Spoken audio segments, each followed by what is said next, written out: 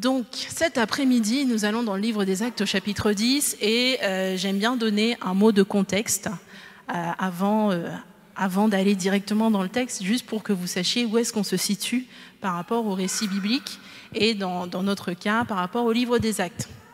Épisode précédent, que s'est-il passé dans le livre des Actes?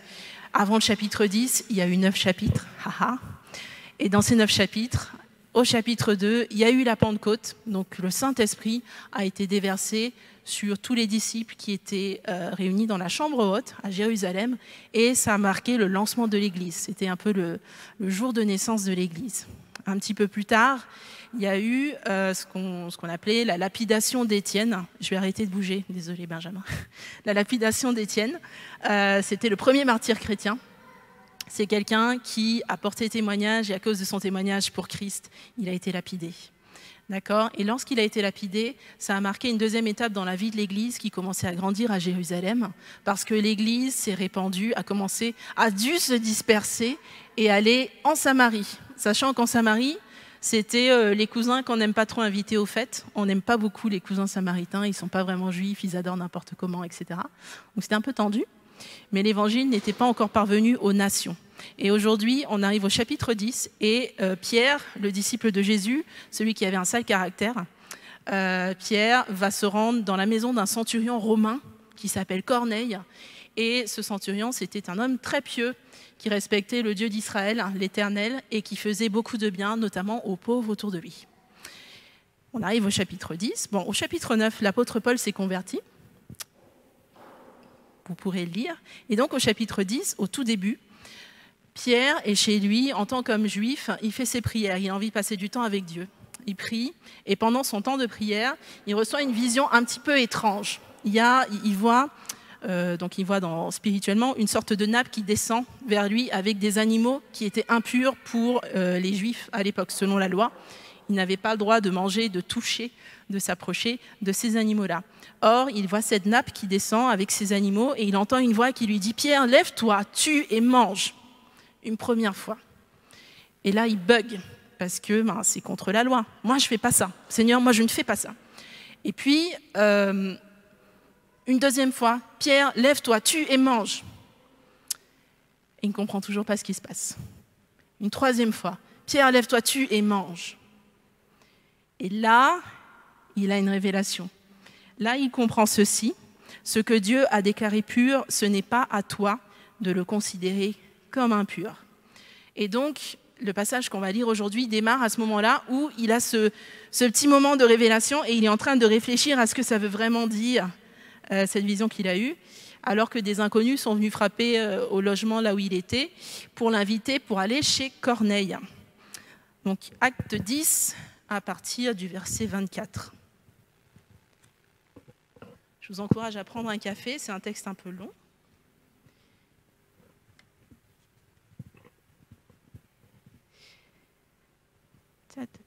Voilà, le lendemain, il arrive à Césarée, donc Pierre. Corneille l'attend déjà, il a rassemblé les gens de sa famille et ses meilleurs amis. Au moment où Pierre arrive, Corneille vient à sa rencontre. Il se jette à ses pieds pour le saluer avec grand respect. Mais Pierre le relève en lui disant « Lève-toi, je ne suis qu'un homme moi aussi. » Et tout en parlant avec Corneille, il entre dans la maison. Là, Pierre voit beaucoup de gens rassemblés. Il leur dit « Vous le savez, un juif n'a pas le droit d'être l'ami d'un étranger ni d'entrer dans sa maison. Mais Dieu vient de me révéler, de me montrer une chose. Je ne dois pas penser qu'une personne est impure et qu'il faut l'éviter. Je suis venu sans hésiter quand vous m'avez appelé.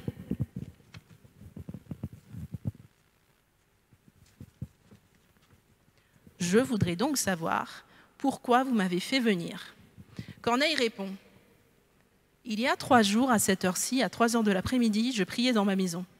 Tout à coup, un homme aux vêtements brillants s'est trouvé devant moi. Et il m'a dit « Corneille, Dieu a entendu ta prière. Il n'a pas oublié les dons que tu fais aux pauvres. Envoie des gens à Joppé pour faire venir Simon, qu'on appelle aussi Pierre. Il habite au bord de la mer, dans la maison d'un autre Simon, un artisan qui travaille le cuir. J'ai immédiatement envoyé des gens chez toi et tu as bien voulu venir. Maintenant, nous sommes tous ici devant Dieu, Nous sommes prêts à écouter tout ce que le Seigneur t'a commandé de nous dire. » Alors Pierre prend la parole et dit : « Maintenant, je comprends vraiment que Dieu accueille tout le monde. Si quelqu'un le respecte avec confiance et fait ce qui est juste, cette personne plaît à Dieu. C'est vrai dans tous les pays. Dieu a envoyé sa parole au peuple d'Israël. Il lui a montré la bonne nouvelle de la paix par Jésus-Christ, qui est le Seigneur de tous. Tout a commencé après que Jean a lancé cet appel. Faites-vous baptiser. Vous savez ce qui est arrivé d'abord en Galilée, puis dans toute la Judée. Vous savez comment Dieu a répandu la puissance de l'Esprit Saint sur Jésus de Nazareth. Jésus est passé partout en faisant le bien. Il guérissait tous ceux qui étaient prisonniers de l'esprit du mal parce que Dieu était avec lui. Et nous sommes témoins de tout ce qu'il a fait dans le pays des Juifs et à Jérusalem. On l'a supprimé en le clouant sur une croix. Mais le 3e jour, Dieu l'a réveillé de la mort et il lui a donné de se montrer non pas à tout le peuple, mais à nous. En effet, Dieu nous a choisis d'avance comme témoins. Quand Jésus s'est relevé de la mort, nous avons mangé et bu avec lui. Il nous a commandé d'annoncer la bonne nouvelle au peuple et de rendre ce témoignage. Jésus est celui que Dieu a choisi pour juger les vivants et les morts. Tous les prophètes ont parlé de lui en disant : « Toute personne qui croit en Jésus reçoit par son nom le pardon des péchés. » Pendant que Jésus parle encore, l'Esprit Saint descend sur tous ceux qui écoutent la parole de Dieu. Les croyants d'origine juive qui sont venus avec Pierre sont très étonnés. En effet, Dieu donne largement l'Esprit Saint, même à ceux qui ne sont pas juifs. Les croyants entendent ces gens parler en langues inconnues et chanter la grandeur de Dieu. Alors Pierre dit : « Maintenant, ces gens ont reçu l'Esprit Saint comme nous. On ne peut donc pas les empêcher d'être baptisés dans l'eau. » Et Pierre commande de les baptiser au nom de Jésus-Christ. Alors tous lui demandent de rester quelques jours avec eux. Amen. Il se passe énormément de choses dans ce texte, à commencer par cette effusion de l'esprit un petit peu surprenante. Vous savez, moi je me mets à la place de Pierre, je suis en train de prêcher et puis le Seigneur interrompt mon message. Boum, il y a l'esprit qui se déverse sur les gens. Est-ce que le Seigneur pense que je suis trop mauvaise, qui est obligée de finir le message à ma place ? Ou est-ce que le Seigneur avait peut-être une autre idée, un autre plan pour ce groupe de croyants ? Je pense que c'est le deuxième cas de figure et on va voir un peu plus tard pourquoi c'était capital que l'Esprit soit donné à ces croyants d'origine non juive. Alors essayez de vous remémorer l'histoire, c'était un petit peu long. Je vais vous donner des clés de lecture pour comprendre ce qui s'est passé, pour comprendre l'impact de ce qui se passe. Et puis ensuite, on va aller un peu plus loin. Dans les clés de compréhension, il faut se souvenir que les premiers croyants, les premiers disciples, étaient majoritairement d'origine juive. Donc dans la première église, il y avait beaucoup de juifs qui continuaient à pratiquer la loi, à pratiquer leur rite, mais qui avaient reçu Jésus-Christ comme leur Messie. Et donc, ils s'attendaient à ce que tout nouveau croyant d'origine païenne, c'est-à-dire non juive, qui suivent aussi la loi, qui se mettent en ordre de bataille et qui fassent exactement comme eux, qui pratiquent comme eux. Première chose. Deuxième chose, hors Église, dans un contexte plus général, dans la société de l'époque, en fait, les Juifs ne concevaient pas le salut en dehors d'Israël. Ce qui est totalement paradoxal, parce que si on se souvient dans le livre de la Genèse, au début de la Bible, Dieu choisit Abraham, il le retire de sa patrie, et il lui dit, donc tu quittes ton père, ta mère, tout ce que tu connais, tu pars là où moi je t'appelle, et tu vas être une bénédiction pour plein de nations. Donc dès le début, Dieu avait l'idée de bénir toutes les nations, mais on arrive au 1er siècle, à l'époque de Pierre et Corneille, et en fait, dans la mentalité juive, le salut nous appartient, il est en Israël. Et si tu veux être sauvé, il faut que tu te convertisses à notre religion. Donc tout homme, toute femme qui voulait suivre l'Éternel devait suivre une sorte de rite initiatique, devait passer par un baptême de purification. Il devait passer par la circoncision pour les hommes, ce qui n'est pas très drôle pour un homme adulte. Il devait aussi faire un ou des sacrifices à Dieu. Tout ça pour vous dire qu'à l'époque de notre texte, en fait, il y avait une séparation très rigide entre les Juifs et les non-Juifs. Les Juifs étaient tenus par la tradition, et je dis bien par la tradition, de vivre séparés de ceux qu'on appelle les gentils. Donc quand je dis gentils, païens, non-croyants, c'est la même chose aujourd'hui. Et il est considéré vraiment avec dédain. Ce sont des chiens. Souvenez-vous de Jésus quand il rencontre la femme syrophénicienne et qui lui dit « Moi, je ne donne pas la nourriture des petits-enfants d'Israël aux chiens. » Voilà, c'est exactement ça que les Juifs pensaient des non-Juifs à l'époque. Donc c'était très chaud. Et je pense que c'est aussi ça qui rendait peut-être le message du Christ difficile à entendre pour ses disciples, parce que ce n'était pas normal d'interagir avec des non-juifs, avec des femmes, avec des pauvres, avec des enfants, avec des impurs, etc. Mais voilà, il y avait quelque chose de l'ordre d'eux, on est séparés d'eux, on ne s'approche pas d'eux, on ne marche pas sur la même rue qu'eux, et surtout, on n'entre pas dans leur maison. Quand Pierre et les autres croyants d'origine juive sont entrés chez Corneille, en fait, selon la loi, ils se sont rendus impurs. Donc vous comprenez que ce qui se joue, c'est quelque chose de complètement dingue pour l'époque, de complètement impensable en fait. J'ai parlé de l'effusion de l'Esprit qui s'est passée. Ok, c'est génial, je ne vous ferai pas un prêche sur le Saint-Esprit, la Pentecôte arrive. Je pourrais vous parler de Corneille et son attitude de foi, parce que finalement, c'était quelqu'un qui s'est mis à adorer le Dieu d'un autre peuple, et qui a reçu une visitation angélique et qui n'avait aucune certitude que Pierre allait honorer cette invitation. Parce qu'en plus, Pierre était un juif, donc est-ce qu'un juif va accepter de venir dans ma maison? Je ne sais pas trop. Mais lui, il avait assez de foi pour se dire, je suis sûr qu'il va venir et je vais préparer son arrivée, je vais inviter mes meilleurs potes et ma famille et on va s'attendre à Dieu, parce que Dieu va faire un truc, il a dit un truc. Et nous, ça se passe comment? Quand Dieu nous parle et il nous donne des confirmations ou des convictions comme ça, est-ce qu'on met des choses en place pour accueillir ce qu'il a promis qu'il ferait? Ça, c'est une question. Mais on ne va pas parler de ça aujourd'hui. Aujourd'hui, j'aimerais qu'on s'attarde sur le cheminement de Pierre.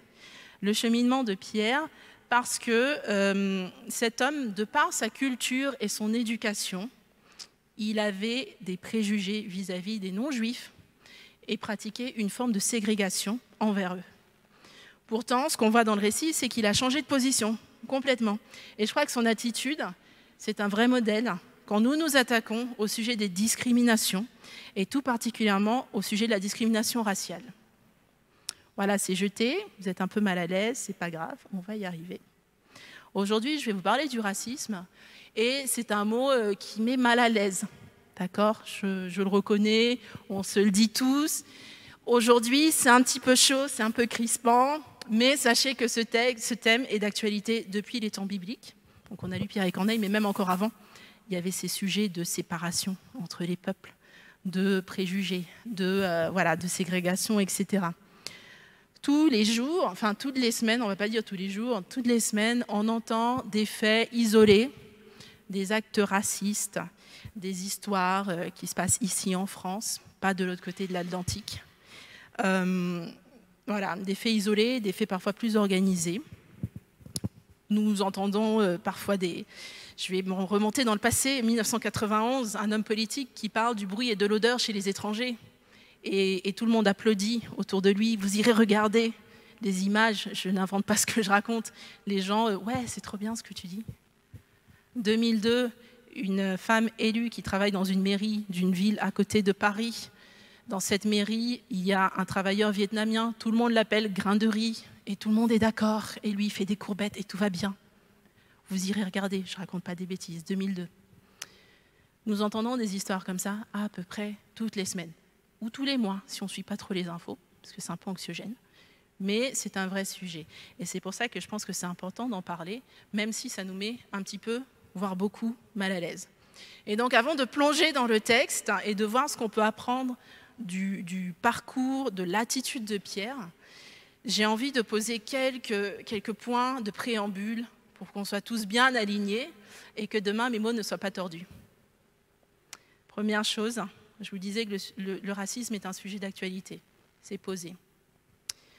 Deuxième chose, ce n'est pas une forme de discrimination plus importante ou moins importante que d'autres discriminations qui peuvent être basées sur le sexe de quelqu'un ou sur la quantité d'euros dans son compte en banque, l'origine sociale, ce genre de choses. Il y a plein de types de discrimination et aujourd'hui, on va juste faire le focus sur une. Donc, ce n'est pas plus important ce n'est pas moins important. C'est un sujet qui est hyper polarisant parce qu'aujourd'hui, dans la manière dont notre société fonctionne, on veut nous obliger à prendre parti, soit dans un extrême, soit dans un autre. Alors que je pense qu'il y a une troisième voie qui est un peu dans la nuance, où on essaye de s'entendre, de s'écouter pour s'entendre, de discuter, de dialoguer et de chercher un chemin pour avancer. Parce que si vous avez bien remarqué, on n'avance pas. On a tout le temps les mêmes problèmes, les mêmes rengaines, on n'avance pas. Et tout ce que ça produit d'un côté, c'est de la souffrance, de la colère, de l'anxiété, des problèmes de santé mentale, de l'insensibilité parfois, du déni, de la fausse culpabilité, des choses qui ne mènent nulle part, malheureusement. Ce sujet est vaste et profond. Et je veux dire d'avance que sur une prédication, je ne peux pas tout dire. Donc vous serez déçus, peut-être. Vous serez sur votre faim, peut-être. On reviendra pour un autre épisode dans quelques mois, peut-être. Donc je ne vais pas pouvoir tout vous dire. Et en une prière, je ne vais pas pouvoir régler une problématique qui date de centaines d'années, de milliers d'années, et qui est au plus profond de l'être humain. C'est un sujet qui est très sensible parce que moi j'ai discuté avec plusieurs personnes dans l'Assemblée et je me rends compte qu'il y a de grandes souffrances qui sont liées à ça, qui sont liées au fait de subir des petites piques, de recevoir des petites piques régulièrement. Vous savez, le collègue de travail qui va vous dire que « Ah, mais les esclaves, il y en avait qui étaient contents d'être esclaves, en fait. » Ou qui va vous dire « Ah, mais non, franchement, vous parlez trop de racisme, arrêtez de vous victimiser. » Ou « Ah, mais tes cheveux, ils sont trop drôles, est-ce que je peux toucher ?» On peut en rire, mais ça arrive. Et vous savez, quand vous subissez ça régulièrement, vous en avez plein le dos. Et c'est un sujet vraiment sensible. Et il y a d'autres personnes qui se sentent mal à l'aise parce que dans tout ça, elles peuvent se sentir accusées ou culpabilisées alors qu'elles ont leur lot de souffrance. Et on ne refuse pas leur souffrance. Tout le monde a son type de souffrance, son lot de souffrance. Et toujours est-il, le racisme, c'est un sujet sensible. Aujourd'hui, quand on écoute les échanges sur les plateaux télé, ou plutôt les pugilats, c'est souvent les blessures des gens qui parlent. C'est très souvent les blessures, plus que leur objectivité. C'est souvent leurs blessures, des choses qui ne sont pas résolues, des choses où il n'y a pas eu de démarche de guérison, de démarche de pardon ou de repentance. Et pourtant, c'est ça qu'on entend. Le racisme, c'est un sujet malaisant. On est très mal à l'aise. Pourquoi ? Parce que ça requiert, quand on se dit « Ok, il faut que je fasse un truc », ça requiert de prendre du recul et oser dire les choses et se dire les choses. Ça veut dire, par exemple, qu'il faut raconter toute l'histoire de notre pays. Pas juste ce qui a bien marché et qui fait qu'on a un super PIB aujourd'hui, mais aussi des choses un peu plus sombres, un peu moins reluisantes. Ça veut dire qu'il faut parfois ouvrir de gros dossiers. Et je ne vais pas faire un cours d'histoire, vous irez regarder vous-même si ça vous interpelle, mais au hasard, allez regarder le lien qu'il y a entre la mission chrétienne et la colonisation. Allez regarder le lien qu'il y a entre le capitalisme et la traite négrière, ou bien entre le calvinisme et la traite négrière. Le racisme est malaisant parce que ça requiert parfois de remettre en cause notre formatage, notre positionnement, qui qu'on soit, nos aveuglements, parce qu'on a tous des angles morts. Vous savez, vous conduisez, vous avez des rétros parce qu'il y a des trucs que vous ne voyez pas, et vous sortez la tête pour vérifier l'angle mort, parce qu'il y a des trucs qu'on ne voit pas. Et bien, quand on réfléchit aux discriminations et au racisme, il faut se dire d'office qu'on a tous, quel que soit notre arrière-plan, on a tous des angles morts, et on a besoin de la révélation de Dieu pour comprendre que, ah ben là, tu ne voyais pas, mais c'était présent, telle chose était présente dans ta vie. Ça va requérir d'arrêter de se murer dans des formes de déni, de dire, ben, moi, je n'ai jamais vécu, donc ça n'existe pas. De stopper les accusations ou les fausses repentances, etc., etc. Il y a du travail pour tout le monde. Et voilà, je vais énoncer des choses et ça va concerner tout le monde parce qu'on est tous concernés. Ce n'est pas un problème de telle ou telle catégorie de gens, c'est vraiment un problème humain. Et la dernière chose que je voulais poser avant d'aller plus loin dans le texte, c'est que c'est un sujet spirituel, c'est hautement spirituel aussi. Dans notre Église, on parle souvent de combats spirituels. Et parmi les combats que nous sommes appelés à mener en tant qu'individus et aussi en tant que communauté, il y a le combat contre des puissances, telles le nationalisme, et toutes ces manifestations diverses dont le but est d'amener les humains à toujours plus se diviser, à toujours plus se polariser, à toujours plus se détruire et détruire l'image de Dieu qui est en chacun de nous. Donc c'est très grave. Et si on ne combat pas, eh ben on va continuer à se faire ratatiner et notre monde va continuer à pourrir dans ce domaine-là. Donc à cause de toutes ces choses que je viens de vous évoquer, j'estime que nous ne pouvons pas rester silencieux en tant qu'Église. On ne peut pas regarder notre monde partir à la dérive, continuer à se déchirer, continuer à se crisper, à se diviser, sans annoncer et vivre le message de Christ, le message de l'Évangile et de sa justice, parce que ce message porte en lui la solution, le germe de la solution à ce problème profond qui est le racisme et toutes ces diverses manifestations. Et c'est ce qu'on va voir en méditant le texte du jour. Dans le parcours de Pierre, qu'est-ce qui m'a interpellée et qu'est-ce que je pense qu'on peut garder par rapport dans ce texte et dans notre volonté, notre désir de vouloir progresser dans la lutte ou nous engager dans la lutte contre les discriminations et particulièrement le racisme. La première chose qu'on remarque dans l'histoire de Pierre, c'est qu'en fait, nous sommes tous le produit d'une culture et que nos préjugés sont beaucoup plus profonds que ce qu'on imagine. Souvenez-vous, Pierre a vécu avec Jésus, vous savez, vraiment le quotidien. Jésus va se coucher, je vais me coucher. Jésus se réveille, je me réveille. Jésus visite un tel, je suis avec lui. Il y a la transfiguration, je suis là. Il meurt, bah, j'ai fui. Mais il est ressuscité, il y a la Pentecôte. Bon voilà, Pierre, c'était un gars bien quand même, globalement. Eh ben, ça n'empêchait pas qu'il avait intériorisé des choses à cause de sa culture, à cause de son éducation. Et il a fallu quand même qu'il entende 3 fois la voix de Dieu, plus qu'il entende le Saint-Esprit lui dire directement de partir chez Corneille, pour que ça se débloque dans sa vie. Et quelles que soient nos origines, je crois profondément que nous avons des préjugés, nous pouvons avoir des préjugés, ça peut être des complexes de supériorité, plus ou moins clairs vis-à-vis d'autres personnes ou d'autres groupes de personnes, même en étant quelqu'un de bien. Ce n'est pas parce que je n'ai jamais insulté une personne asiatique ou jamais dit un gros mot par rapport à telle ou telle communauté que je ne suis pas raciste. Ce n'est pas ça. Et pour vous montrer un exemple très concret, je vais vous parler de la fille d'un couple d'amis. C'est une petite fille dont le papa est africain, la maman est antillaise. Et comme toutes les petites filles de son âge, enfin pas toutes, une grande partie, elle a voulu jouer aux princesses avec ses copines. D'accord ? Donc, l'une de nous va être princesse. Évidemment, elle lève la main. C'est moi la princesse. Et toutes ses copines la regardent. Ben non, ça ne peut pas être toi la princesse. Ah, pourquoi ? Bon, les princesses, ça n'a pas les cheveux crépus. Voilà, pour ne pas dire d'autre chose. Et il faut savoir que ces enfants-là évoluent dans un milieu où les gens sont éduqués, où on essaye de sensibiliser les enfants à ceci et à cela, mais ces enfants baignent aussi dans une certaine culture qui est dans notre pays. Et qui fait que, de manière inconsciente parfois, on va perpétrer des choses, penser des choses, alors qu'on ne s'en rend même pas compte, alors qu'on ne nous le dit pas tous les matins. Je disais au culte ce matin, moi j'ai grandi dans une culture familiale, une culture de groupe où on me disait, nous, ces gens-là, on ne les épouse pas. Je ne vais pas citer qui sont ces gens-là, mais clairement, ces gens-là, on ne les épouse pas. Ce n'était pas écrit sur le mur de ma chambre. Mes parents ne me disaient pas tous les jours en allant me coucher ou en allant à l'école. Mais parce que j'ai baigné là-dedans, parce que j'ai vu qu'effectivement, dans tous les mariages autour de nous, personne n'avait épousé ces gens-là. Parce que dans les discussions avec mes amis qui ont été élevés de la même manière, on comprenait très bien que, évidemment, on va se marier entre nous. Ou se le dire, on n'épouse pas ces gens-là.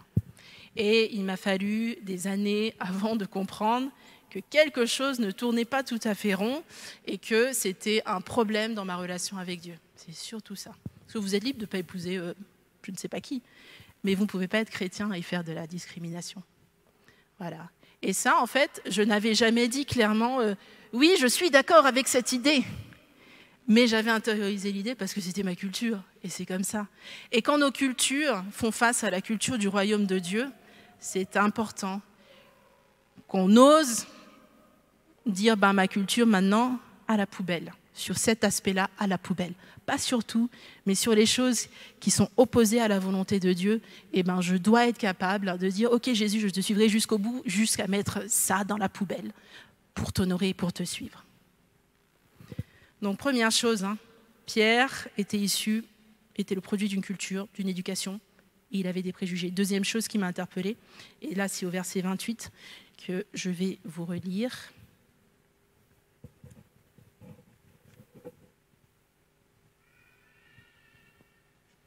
Donc c'est quand il a commencé à parler aux gens chez Corneille, il a dit ceci. « Vous le savez, un juif n'a pas le droit d'être l'ami d'un étranger, ni d'entrer dans sa maison.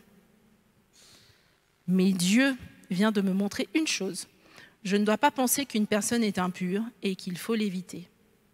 Je suis venu chez vous, etc., etc., sans hésiter. » Donc, que s'est-il passé? Pierre a eu la révélation de son préjugé. Il l'a nommé, il l'a reconnu, il l'a dénoncé et il s'en est repenti. Et la preuve qu'il s'en est repenti, c'est qu'il est parti sans tarder chez Corneille, alors qu'à l'époque, 2 jours avant, il ne l'aurait jamais fait. J'aime beaucoup cette petite partie du texte où c'est écrit « Mais Dieu ». Je croyais ceci, mais Dieu. Et aujourd'hui, cela. Et je crois que ça devrait être le titre de nos histoires avec Dieu. Chaque chapitre de notre vie avec Dieu. Avant, je croyais comme ça ou je faisais comme ça. Mais Dieu.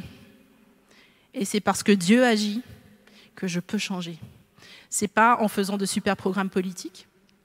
C'est pas en ayant des idées très intéressantes sur comment on va combattre les stéréotypes. Je ne dis pas que tout est à jeter, mais profondément, il faut que ça change à l'intérieur.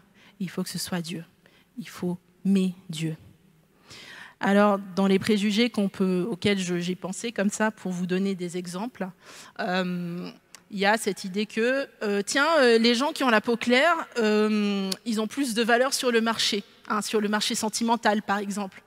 C'est bizarre, je préfère les femmes à la peau claire. Pourquoi? Ça sort d'où, ça? Ce n'est pas normal. On a le droit d'avoir des préférences, mais si notre préférence est basée sur quelque chose de récurrent et de discriminant, ce n'est pas normal. Je vous ai dit tout à l'heure, on n'épouse pas ces gens-là.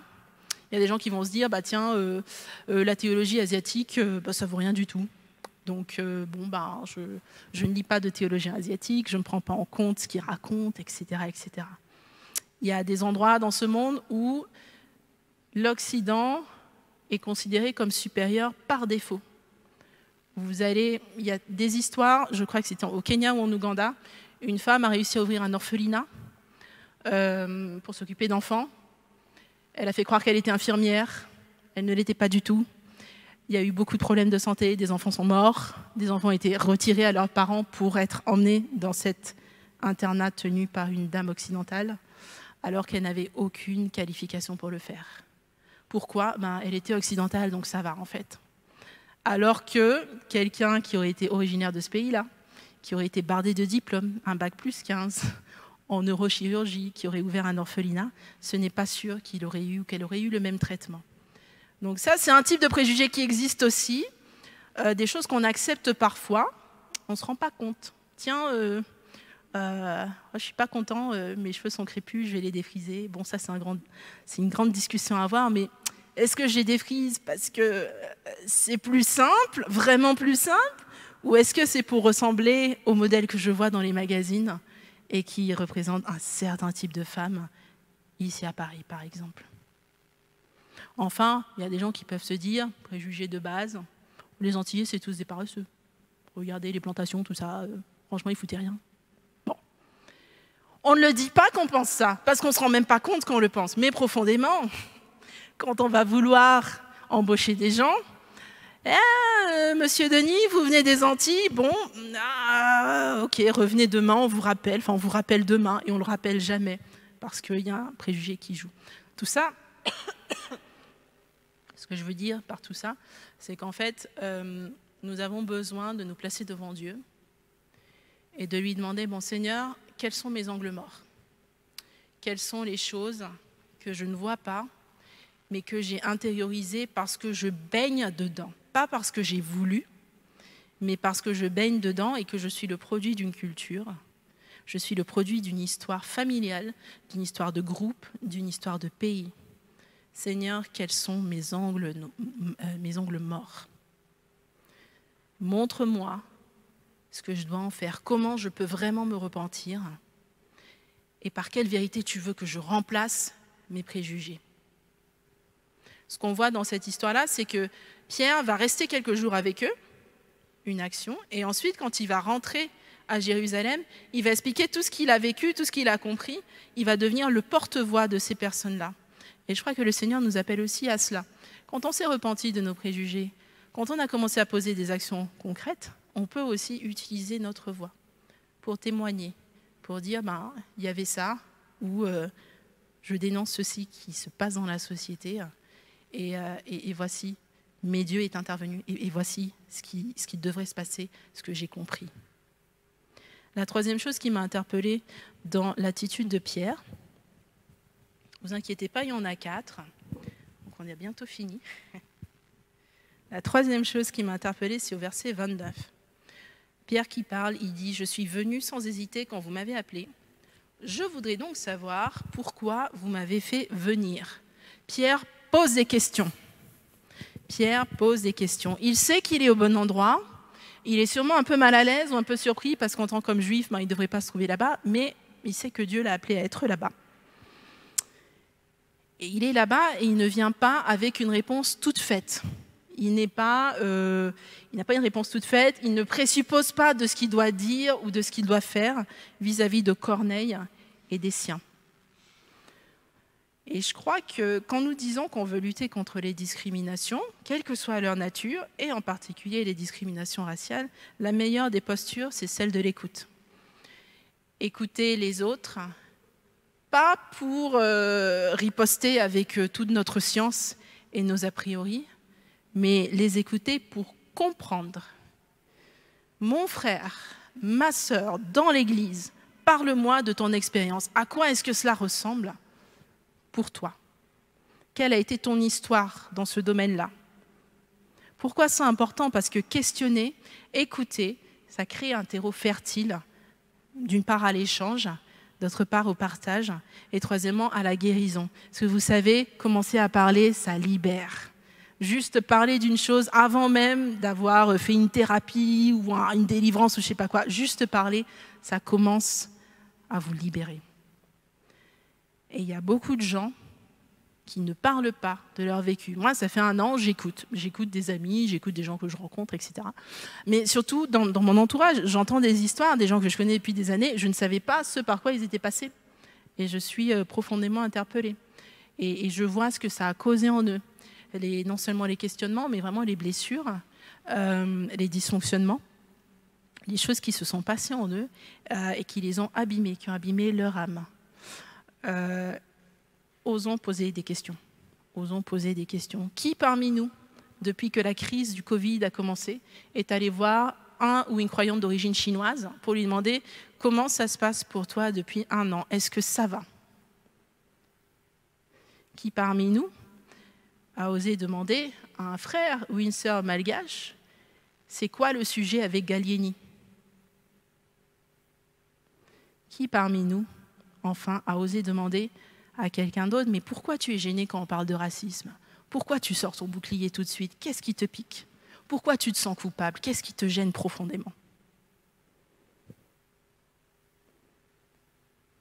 La dernière chose qui me marque dans l'attitude de Pierre, c'est au verset 34 et 35.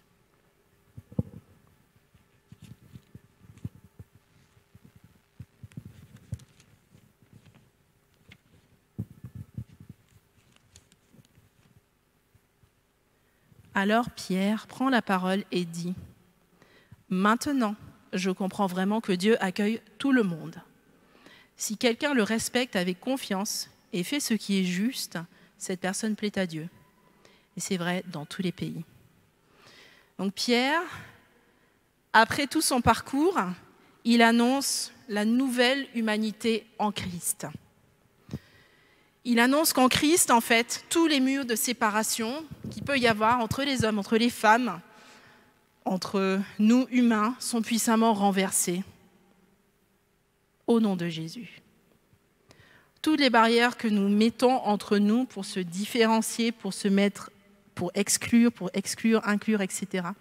Enfin, toutes ces choses-là peuvent être dynamitées par Christ et en Christ. Nous sommes appelés à ne plus prêter allégeance juste à un drapeau ou à notre identité nationale, mais à plier le genou devant le seul Seigneur, celui qui fait de nous des frères et des sœurs. Et c'est là-dedans que nous allons présenter à notre monde un nouveau type d'humanité. Nous ne pouvons pas demander à la société de changer si nous en sommes le miroir, en fait. Donc, Église, que vas-tu faire ? Église, que vas-tu faire ? Le Seigneur forme une nouvelle humanité qui est profondément unie, qui n'est pas uniforme, mais qui est unie. Ça veut dire quoi ? Devant Dieu, je reste une femme. Je reste une femme à la peau marron ou noire, selon les compréhensions des uns des autres. J'ai un arrière-plan. J'ai des frères et sœurs en Christ, mais ce ne sont pas ces choses-là sur moi qui priment en fait. Devant le Père, je suis sa fille, toi tu es sa fille aussi, toi tu es son fils. Nous sommes tous frères et sœurs. Il n'y a plus de notion de domination, parce que tout ça en fait, tout ça prend racine dans l'apparition de la domination dans le monde qu'on retrouve en Genèse 3.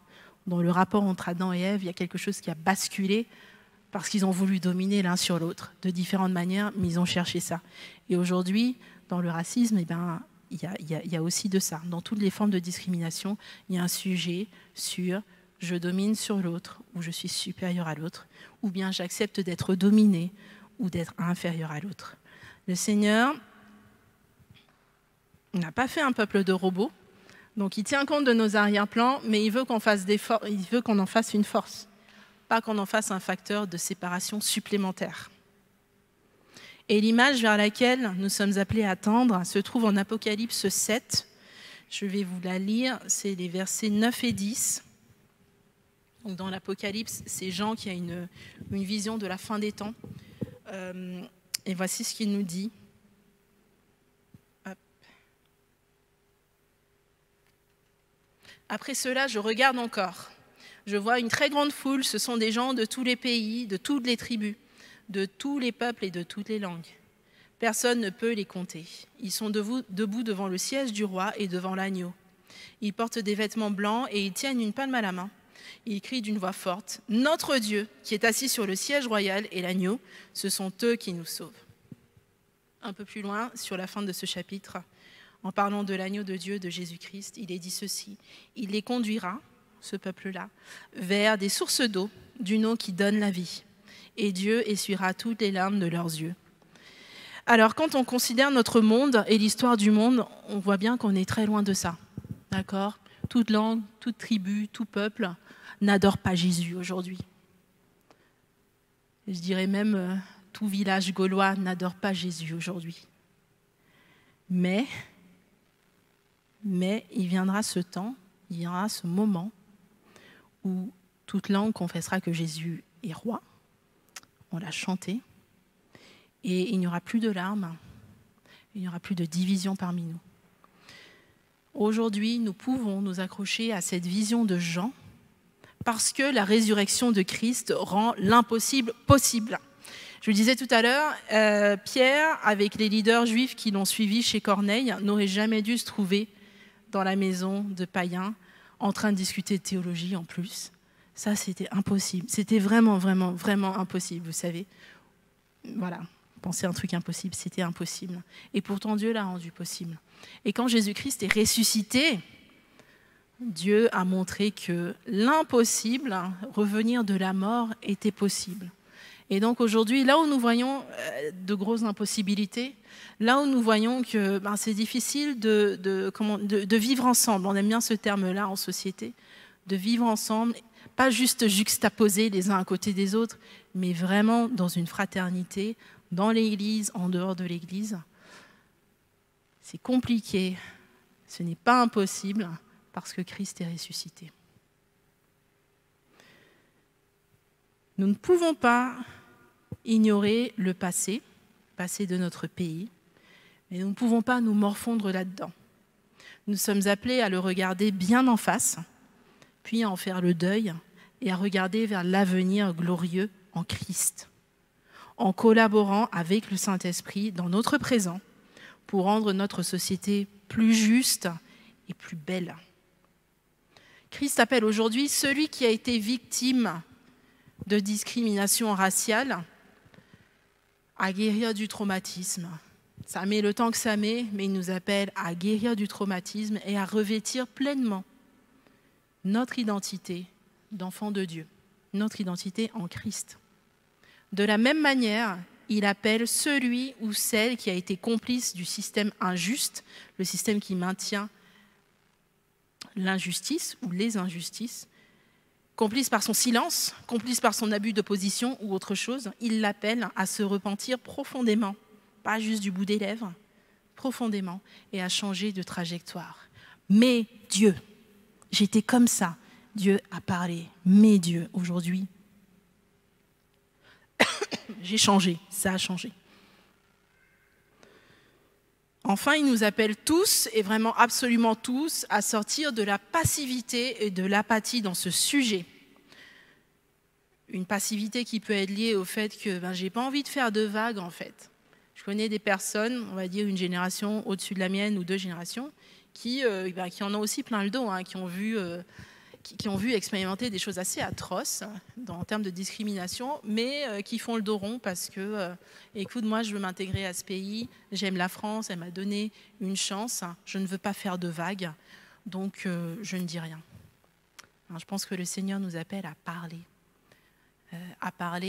pas juste parler et faire parler nos blessures, mais parler pour amener la guérison, parler pour établir aussi des fêtes, parler pour informer les autres personnes qui ne savent pas.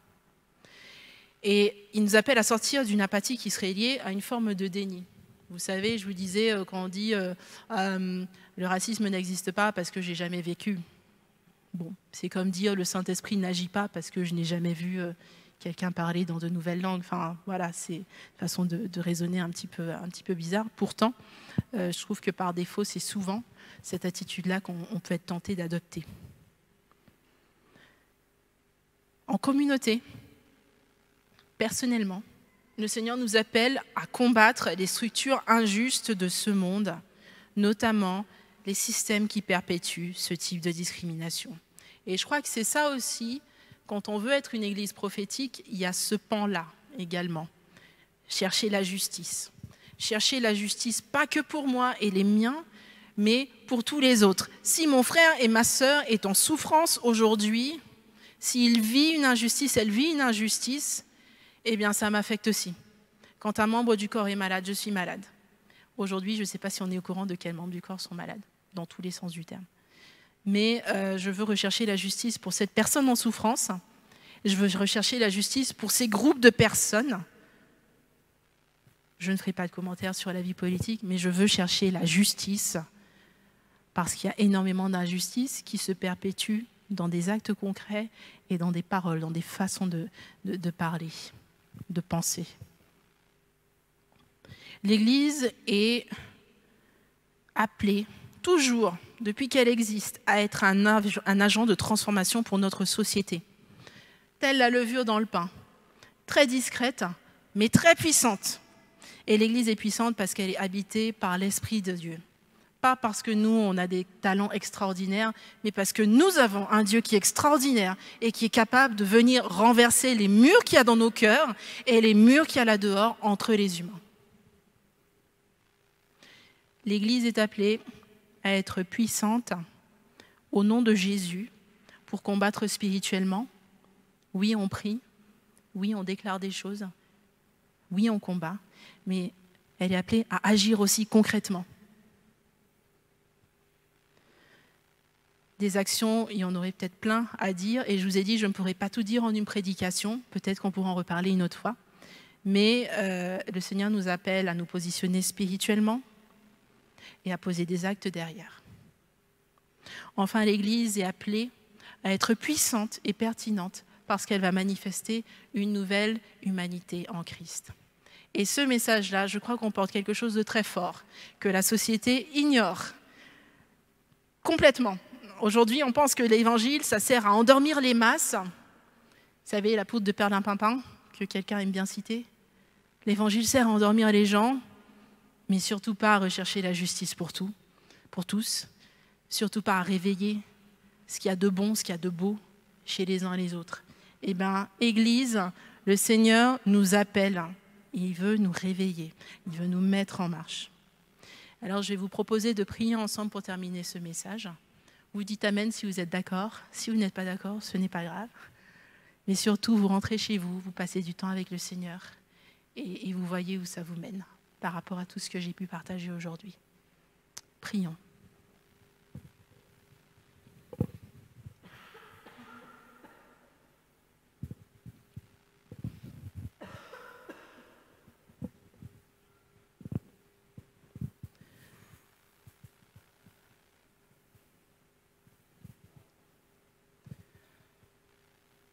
Seigneur Dieu, nous te reconnaissons comme notre Père.